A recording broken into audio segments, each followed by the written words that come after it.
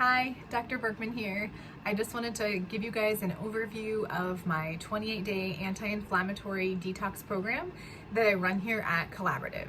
So I was inspired to create a food program for my patients based on this, the idea that we can utilize food elimination, adding certain food categories to help resolve and improve chronic conditions and symptoms. It's based on the work of Dr. Terry Walls, who is a neurologist who suffers from a neurodegenerative condition called multiple sclerosis.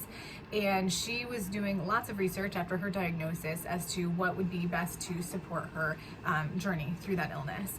And so we all know that food is medicine. As a naturopath, that's kind of what we talk about with patients often, but I wanted to create a tangible, doable plan for everyone to kind of put their toe in the water, because I know changing food habits is probably one of the most challenging things that I ask a patient to do. So I've called it 28 days because it is for 1 full month. We're going to really focus in on the food principles.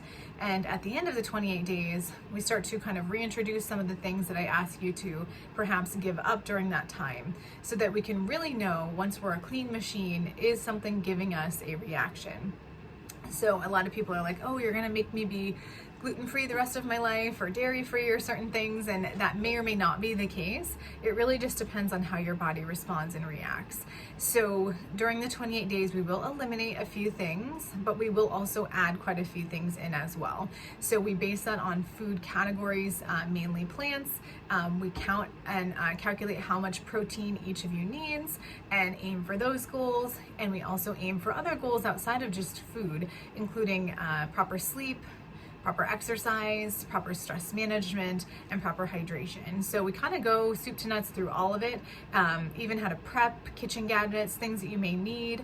I do run a private social media page on Facebook for just attendees, and we share recipes and keep ourselves motivated that way. So I find that to be kind of fun and an easy way to kind of keep motivated. My hope is that you use these principles beyond this 1 month program. We want to kind of learn, educate ourselves during that time, and maintain a lot of these habits that we're trying to cultivate during that period of time. So it isn't a crash diet. Goals are much more than just weight loss during this program. I have you fill out a symptom questionnaire prior to starting, which includes things from headaches to joint pain to digestive health.